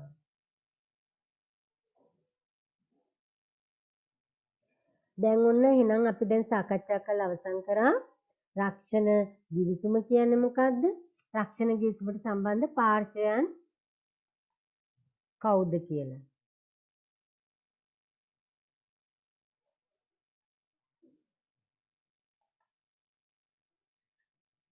පුතේ තව දැන් මේ ගිවිසුම කියන්නේ මොකද්ද කියලා කතා කරලා ඒ ගිවිසුම මොකද්ද කියන එක ඒ කියන්නේ අපි දැන් කතා කරේ රක්ෂණ ගිවිසුම කියන්නේ මොකද්ද සහ ගිවිසුමට සම්බන්ධ පාර්ශ්වය. හරි. දැන් එහෙනම් අපි බලමු රක්ෂණ ගිවිසුමක් වළංගු වෙන්න තියෙන ඕන මූලිකාංග මොනවද? රක්ෂණ ගිවිසුමක් වළංගු වීම සඳහා තිබිය යුතු මූලිකාංග නැත්නම් අවශ්‍යතා ඉටු විය යුතු අවශ්‍යතා. දැන් අපි කියවනේ රක්ෂණ ගිවිසුමක් කියන්නේ මොකක්ද කියලා කතා කරා. ගිවිසුමට සම්බන්ධ පාර්ශ්ව කතා කරා. එහෙනම් රක්ෂණ ගිවිසුමක් ඇති වුණොත් එහෙම අන්න ඒ කියන ගිවිසුම වළංගු වෙන්න නම් ඒ රක්ෂණ ගිවිසුම තුල මෙන්න මේ කියන අවශ්‍යතා ටික ඉටු වෙන්න ඕන. ප්‍රධානම එක තමයි නෛතික බැඳීමක් ඇති කර ගැනීමේ අදහස. නීතිමය බැඳීමක් ඇති කර ගැනීමේ අදහස. දැන් ඔන්න හිතන්නකෝ අවුරුදු 18ට අඩු කෙනෙක් ගිහිල්ලා රක්ෂණ යෝජනාවක් ඉදිරිපත් කරනවා රක්ෂකයෙකුට. රක්ෂණ සමාගමකට රක්ෂණ යෝජනාවක් ඉදිරිපත් කරනවා අවුරුදු 18ට අඩු කෙනෙක් ගිහිල්ලා. මොකක් කරාවිද රක්ෂණ සමාගම? පිළිගනීවිද? පිළිගනීවිද? මොකද හිතෙන්නේ? කියන්නකෝ දැන් මේවට මේ කතා කරන සාකච්ඡාවලදී ඔයාලා එකතු වෙන්නේ නැතිවීමත් එක හේතුවක්. මොකක් වෙයිද? 18 සම්පූර්ණ අන්න අවුරුදු 18 නැත්නම් නෛතික බැඳීමක් නැහැ නීතිය ඉදිරියේ එයාට මේ ඉදිරිපත් වෙන්න බෑ. ඒ කියන්නේ රක්ෂණ සමාගමට රක්ෂකයා විදියට මොනම ගැටලුවකදී නීති ඉදිරියට යන්න බෑ. නෛතික බැඳීමක් ඇති කරගන්න අදහසක් ඒ කියන්නේ නෛතික බැඳීමක් ඇති කරගන්න කොහෙත්ම බෑ. අදහසක්වත් ඇති කරගන්න බෑ. එහෙනම් නෛතික බැඳීමක් ඇති කර ගැනීම අදහසක් තියෙනවා. දැන් මේ යෝජනාව ඉදිරිපත් කරන රක්ෂකයා වගේම යෝජනාව පිළිගන්න රක්ෂකයා නීතිමය විදියට බැඳෙන්න කැමැත්තක් තියෙනවා. තේරුණාද? දෙවෙනි එක තමයි අර්පණයක් තියෙනවා. අර්පණය කියන එක අපි කියන යෝජනාවක් තියෙනවා. ඒ යෝජනාවක් නැතුව කිසිම ආකාරයකින් නෛතික බැඳීමක් ඇති වෙන්නේ නැහැ. පිළිගන්න යෝජනාවක් තියෙන්න එපා. ඉස්සෙල්ලාම මේ දෙපාර්ශ්වයට නෛතික බැඳීමක් ඇති කර ගැනීම අදහසක් තියෙනවා. මෙන්න මේ ගිහින් මං කියනවා මම යෝජනාවන් ටික කියනවා. ඒ යෝජනාවන් පිළිගන්න රක්ෂකයා කැමැත්ත පළ කරන්න ඕන. එහෙම වුණත් ඒකට නෛතිකවම නීති ඉදිරියට මොනම ගැටලුවකට යන්න කැමැත්ත තියෙන්නත් ඕනේ. එහෙම නැත්නම් නීතිමය විදිහට මේ බැඳීම ඇති වෙන්නේ කියලා අවබෝධ කරගන්න කැමැත්තක් තියෙනවා. ඊළඟට යෝජනාව තියෙනවා. යෝජනාව හේවත් අර්පණය. තුන්වෙනි එක ප්‍රතිග්‍රහණය පිළිගැනීමක් තියෙනවා. පිළිගැනීමක් නැත්නම් වැඩක් නැහැ යෝජනාව ඉදිරිපත් කරාට. 4 නෛතික බව නීතියට එකඟ වෙන්න ඕනේ. නීතියට එකඟ නැත්නම් ඒත් බෑ. දැන් හිතන්නකෝ අනුන්ට අයිති වාහනයකට තවත් කෙනෙකුට ගිහිල්ලා බෑ මේ රක්ෂණ ඔප්පුවක් ගන්න. අනුන්ගේ ඉඩමකට බෑ, අනුන්ගේ දේපලකට බෑ, අනුන්ගේ දෙයකට ගන්න බෑ. නීතියට එකඟ වෙන්න ඕන. Tamanට මේකට සම්පූර්ණ අයිතිය තියෙනවා Tamanගේ මේක කියලා පෙන්වන්න පුළුවන් වෙනවා. ඒ විතර නෙවෙයි එක් පාර්ශවයට නෛතික බැඳීමක් ඇති කර ගැනීමට හැකියාව තියෙනවා. ඒක නීතිමය. දැන් රක්ෂණ සමාගමක් කියන්නේ කවුද? රක්ෂණ සමාගමක් විදිහට නීතිමය බැඳීම් ඇති කරගන්න අවසර දීලා තියෙන බලපත්‍රය ලබාගෙන තියෙන ආයතනය. මේ යෝජනාව ඉදිරිපත් කරන රක්ෂිතයා කවුද? අවුරුදු 18ට වැඩි අවුරුදු 18 සම්පූර්ණ කර පුද්ගලෙක්. මිනිසෙක්. ඉතින් එහෙනම් වළංගු වෙන්න රක්ෂණ ගිවිසුමක් වළංගු වෙන්න මේ කියන මූලිකාංග පහ පිටු වෙන්න ඕන. පළවෙනි මේක නෛතික බැඳීමක් ඇති කර ගැනීමේ අදහස. අර්පණයක් කියලත් යෝජනාවක්. 3 ප්‍රතිග්‍රහණයවත් පිළිගැනීම. 4 නෛතික බවවත් නීතියට එකඟ බව. නීතියට එකඟ වෙන්න ඕන. 5 එක් පාර්ශවයට නෛතිකව එහෙම නැත්නම් නෛතික බැඳීම ඇති කර ගැනීමට ඇති හැකියාව තියෙන්නත් ඕන. දැන් ඒකයි කියන්නේ ඔබ ඇති කර ගන්නා ගිවිසුම් කිසිවක් වළංගු නෑ කියන්නේ ඒකයි. ඇයි ඒ? අවුරුදු 18ට අඩු කාලයේදී ඔබ විසින් විවිධ ආකාරයේ ගිවිසුම් වලට එළඹෙනව නේද? ඔය ගිවිසුම් වලට එළඹුණේ නෛතික බැඳීමක් ඇති කර ගැනීමේ අදහසින්ද? එහෙමද? මම නම් හිතන්නේ. අර්පණේ යෝජනාව දැන් ඔන්න සමහර වෙලාවට ඉතින් එහෙමත් හිතාගෙන තමයි ඔන්න යෝජනාව ඉදිරිපත් කරන්නේ. ඉතින් ඔය යෝජනාවක් තිබුණ කියනකොට ඔන්න යෝජනාව ඉදිරිපත් කරනවා. එක්ක යාළුවෝ දෙතුන් දෙනාට එක විදිහටනේ යෝජනාව. දැන් නම් එච්චර කරදර වෙන්නත් ඕනේ නැහැ. ෆෝන් තියෙනවනේ. මොබයිල් ෆෝන් යෝජනාවද. හැබැයි මේක ප්‍රතිග්‍රහණය එහෙම නැත්නම් පිළිගැනීමට ලක් වුණාද නැද්ද කියලා විවිධාකාරයෙන් බලනවා. ඕක ඉතින් ඔය ඉස්කෝලේ යන්න ඕනේ කියන්නේ. ටියුෂන් යන්න ඕන ගිහිල්ලා නම් බෑමයි කියන්නේ. ඇයි? ඒ ඔයත් බලන්න තමයි නැත්තම් ඉතින් මිනිස්සුනේ. අන්තිම කාරණාව ඔය කියන විදිහට මිනිස්සු නැත්තම් ප්‍රතිග්‍රහණය පිළිගැනීම ප්‍රතිචාරයෙන් බලා ගන්න පුළුවන් පිළිගැනීම ඇති වුණාද නැද්ද කියලානේ. ඕරවනව නම් රවණව නම් බලනව නම් බනිනව නම් පිළිගැනීම කොහොමද කියලා හිතා ගන්න පුළුවන්. නෛතික බව එහෙම නැත්නම් නීතියට එකඟ බව. නීතියට නම් ඔය මොන ආකාරයෙන් කොහොම ඉදිරිපත් කර නීතියට එකඟ නැහැ. අවුරුදු 18ට අඩු අයගේ යෝජනාවල් එහෙම නැත්නම් ගිවිසුම් වළංගු වෙනවද නැහැ. කවදාවත් වළංගු වෙන්නේ. දැන් අපේ ඉස්කෝලේ දරුවන්ට හොඳට මතක ඇති ඔබට මේ පොලිසියෙන් ඇවිල්ලා තිබුණානේ දැන් ඔබ ඕලෙවල් විභාගයට පෙනී සිටි අවස්ථාවේ පොලිසියේ දක්ෂ නිලධාරීන් කීප දෙනෙක් ගෙනල්ලා වැඩමුළු තිබුණා.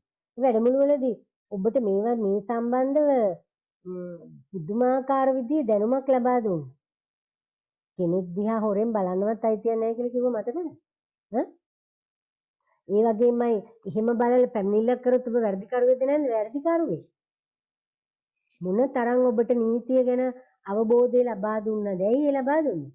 ඔබ සමාජගත වෙන්නේ ඔබේ වයස මේවත් එක්ක ඔබ නිරපරාධයේ ගැටලු වලට මුහුණ දීම ඇතිවීමේ මලක් වගා.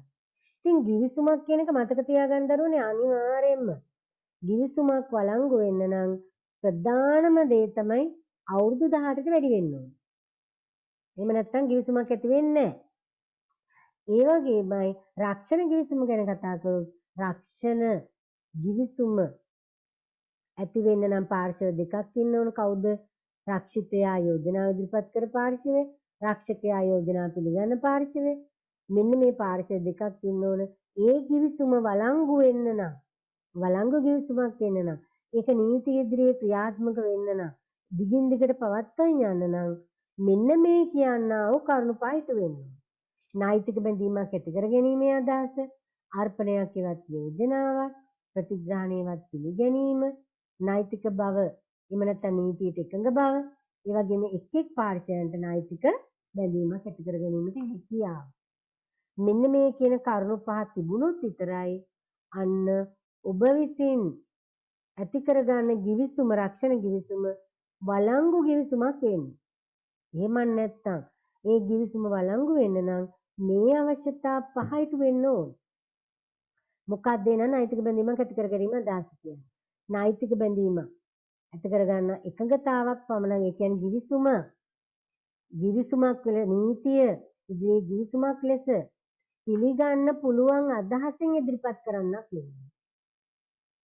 ඒකයි මම කිව්ව ඔබ ඉදිරිපත් කරන කිසිම ඔය යෝජනාව නෛතික බැඳීමක් ඇති කරගැනීමේ අදහසින් ඉදිරිපත් කරේව නෙමෙයි. එහෙනම් දෙක අර්පණයක්.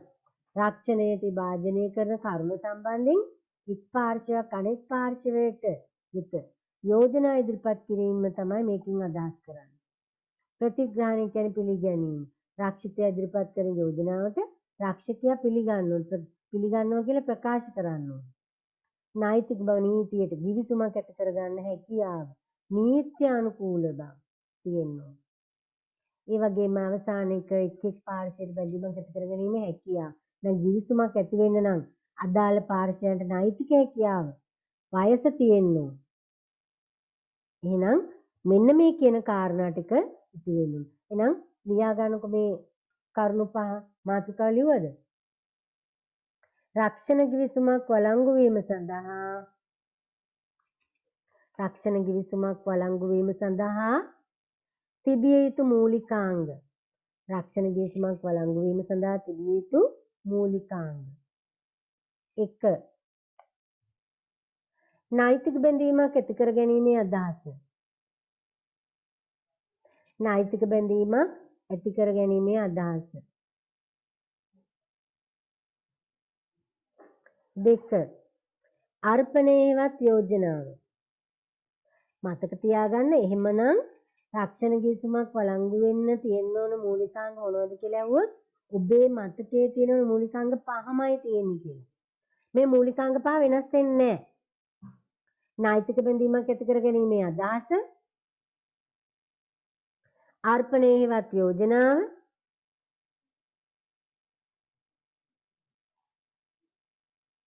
ප්‍රතිග්‍රහණයේවත් පිළිගැනීම.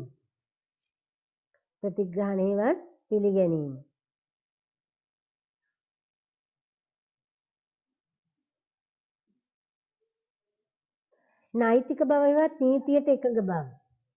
දැන් මං කිව්වනේ අනුන්ගේ දීපලක් අනුන්ගේ වත්කමක් බෑ මේ ගිවිසුම ඇති කරගන්න අනුන්ට අයිති දෙයක් සම්බන්ධයෙන් ගිවිසුම ඇති කරගන්න බෑ. නීතියට එකඟ වෙන්න ඕන. 5. එක් පාර්ශවයට නෛතික බැඳීමක් ඇති කර ගැනීමට ඇති හැකියාව. මේ එක් පාර්ශවයකට තියෙන්න ඕන නෛතික බැඳීමක් ඇති කර ගැනීමේ හැකියාව. එහෙනම් නැවත අනුමාතුකාවල යන පළවෙනි කරුණ. නෛතික බැඳීමක් ඇති කර ගැනීම අදහස් කියන්නේ මොකක්ද? නෛතික බැඳීමක් ඇති කර ගැනීම අදහස.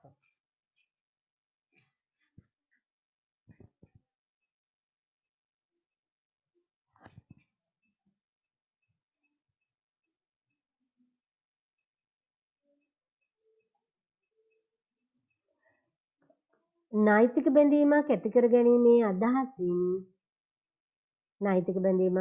ගැනීමේ අදහසින්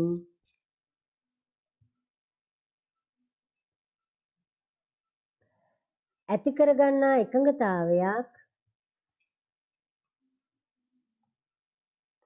පමණක් නීතිය ඉදිරියේ ගිවිසුමක් ලෙස සැලකයි.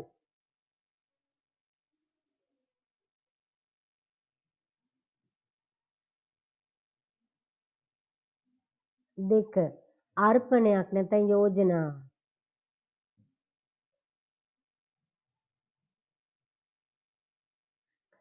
රක්ෂණයට භාජනය කරන කරුණ සම්බන්ධයෙන්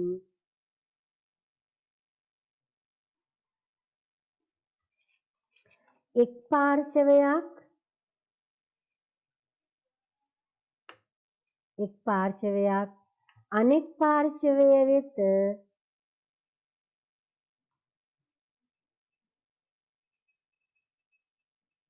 යෝජනා ඉදිරිපත් කිරීම මෙයින් අදහස් කරයි.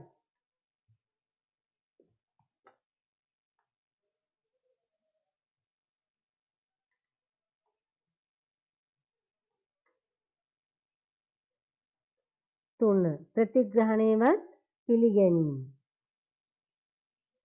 රක්ෂිතයා ඉදිරිපත් කළ යෝජනාව සඳහා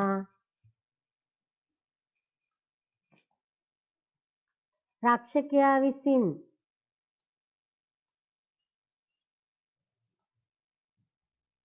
පිළිගැනීමක් ප්‍රකාශ කළ යුතුය.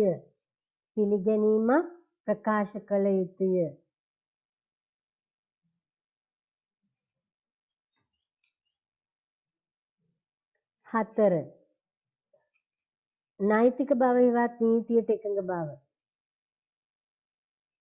නීතිය එහෙම නැත්නම් ගිවිසුමක් ඇති කර ගැනීමට හැකියාව තියෙන්නේ නීත්‍යානුකූල කරුණක් සම්බන්ධයෙන් විතරයි. නීත්‍යානුකූල කරුණක් කියන්නේ දැන් අනුන්ට අයිති හොරකම් කරපු කාර් එකක් රක්ෂණය කරන්න පුළුවන්. හොඳයි ඊළඟට ඔයාලා මේ නිපුණතා මට්ටමේ අවසාන කොටසේ ඉන්නේ මෙන්න මේ ක්‍රියාකාරකම කරන්න අවශ්‍යයි. මේ ක්‍රියාකාරකමෙන් කියන දේ තමයි අවදානම් ටිකක් ඔබට දීලා තියෙනවා. මේ අවදානම් රක්ෂණය කළ හැකි අවදානම් හා රක්ෂණය කළ නොහැකි අවදානම් ලෙස වෙන් කර දක්වන්න කියලායි කියන්නේ. එමනම් ඔබ මාතෘකාව ලියන පහත සඳහන් අවදානම් රක්ෂණය කළ හැකි අවදානම් හා රක්ෂණය කළ නොහැකි අවදානම් ලෙස වෙන් කර දක්වන්න. ඉතින් පහලට එක දිගට ලියා යන 1 නිවසට සොරු ඇතුළු වී රන් භාණ්ඩ රැගෙන යාම. නිවසට සොරු ඇතුළු වී රන් භාණ්ඩ රැගෙන යාම. 2 ශිෂ්‍යයෙකු අපොස උසස් පෙළ විභාගයේ අසමත් වීම. ශිෂ්‍යයෙකු අපොස උසස් පෙළ විභාගයේ අසමත් වීම. 3 ඔබ සතු මෝටර රථය අනතුරට පත්වීම. ඔබ සතු මෝටර රථය අනතුරට පත්වීම. 4 ඔබගේ මෝටර රථයේ ක්ෂය වීම.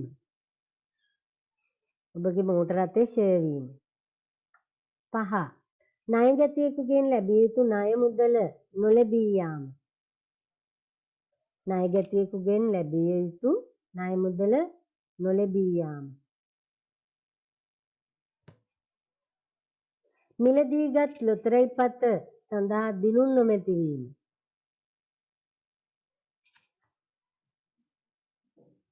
ඔබට ගුරුවරුන්ගේ ආදරය නොලැබී යාම.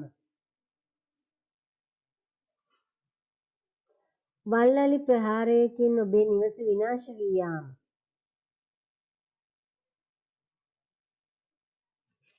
ඉදිරි වර්ෂයේදී ව්‍යාපාරයට අලාභ ලැබීම.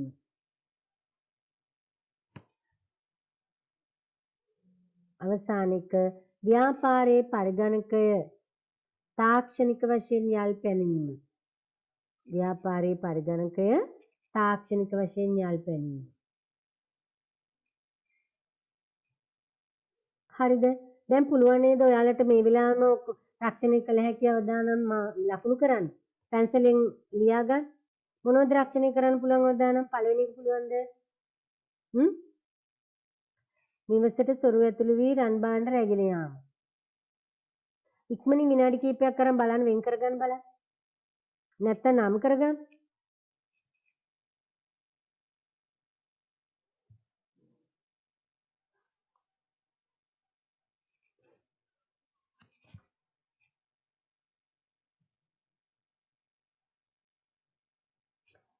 මේ නිවස රක්ෂණය කරන්න පුළුවන්ද බැරිද? නිවස රක්ෂණය කරන්න පුළුවන්ද බැරිද? නිවසට සොරු ඇතුළු වී රන් භාණ්ඩ රැගෙන යාම. නිවස රක්ෂණය කරා නම් සොර සතුරු වදුරු කියන ආවරණයක් ලබා ගන්න පුළුවන් නේ. ඉතින්දී යන්න රක්ෂණය කරන්න පුළුවන් එකක්. ශිෂ්‍යයෙකු අපොස උසස් පෙළ විභාගය අසමත් වීම රක්ෂණය කරන්න පුළුවන්ද? බැහැ. පුද්ගල හැකියාව සම්බන්ධ දෙයක්. ඒක රක්ෂණය කරන්න බෑ. 3 ඔබ සතු මෝටර රථයේ අනතුරට ලක්පත් වීම. රක්ෂණය කරන්න පුළුවන්ද බැරිද? පුළුවන්. ඔබගේ මෝටර රථයේ ක්ෂය වීම. මෝටර රථ භාවිතයේදී ගෙවෙනවා, පරණ වෙනවා, මෝස්තරේ යල් පනිනවා කියන එක අපි දන්නවනේ. හැබැයි ඒක මොකද වෙන්නේ? පුළුවන් ද රක්ෂණය කරන්න බෑ. ණයගැතියෙකුගෙන් ලැබිය යුතු ණය මුදල නොලැබී යාම. මේක රක්ෂණය කරන්න පුළුවන්. ණය හිමියා විදිහට අපිට පුළුවන් ණයගැතියාව රක්ෂණය කරන්න. ඊළඟ කරුණ 6 මිලදීගත් ලොතරැය සඳහා දිනුම් නොමැති වීම. මේක රක්ෂණය කරන්න බෑ. ඇදෙයිද දන්නේ නැහැ නැද්ද දන්නේ නැහැ. අවිනිශ්චිත දෙයක්. ඒ වගේම ඒ වගේ ඒ කියන්නේ මේ සූදු වගේ දේවල් රක්ෂණය කරන්න බෑ. ඔබට ගුරුවරුන්ගේ ආදරය නොලැබී යාම ඒකත් රක්ෂණය කරන්න බැරි දෙයක්. හැඟීම් සම්බන්ධ දේවල් ආදරය නොලැබී යාම වගේ ඒවා රක්ෂණය කරන්න බෑ. ඊළඟ වල්වලි ප්‍රහාරයකින් ඔබේ නිවස විනාශ වී යාම ඒකත් පුළුවන්. ඇයි නිවාස රක්ෂණය කරන්න පුළුවන්. ගොඩනැගිලි ව්‍යාපාර ඊළඟට 9 ඉදිරි වර්ෂයේදී ව්‍යාපාර අලාභ ලැබීම ඒකත් රක්ෂණය කරන්න බෑ. අලාභ ලැබෙන්න පුළුවන් ලාභ ලබන්න පුළුවන්. නමුත් ඒ වගේ දේවල් රක්ෂණය කරන්න බෑ. 10 ව්‍යාපාරයේ පරිගණකයේ තාක්ෂණික වශයෙන් යල්පැනීම රක්ෂණය කරන්න පුළුවන්ද? බෑ. රක්ෂණය කළ නොහැකි ඒවා. ඉතින් බලන්න මේ තියෙන්නේ රක්ෂණය කළ හැකි අවදානම්. රක්ෂණය කළ හැකි අවදානම් මෙතන තියෙන 4. අනිත් 6ම රක්ෂණය කළ නොහැකි අවදානම්. පැහැදිලිද? ඉතින් ඊටාම සරල ක්‍රියාකාරකම. හොඳයි පුතේ එහෙමනම් අදට අපි නතර කරනවා පාඩම. අපි නැවත ඊළඟ නිපුණතා මට්ටමින් හමු වෙමු. ඔයාලට මොනවා හරි ගැටලුවක් තියෙනවා නම් ඉදිරිපත් කරන්න පුළුවන්.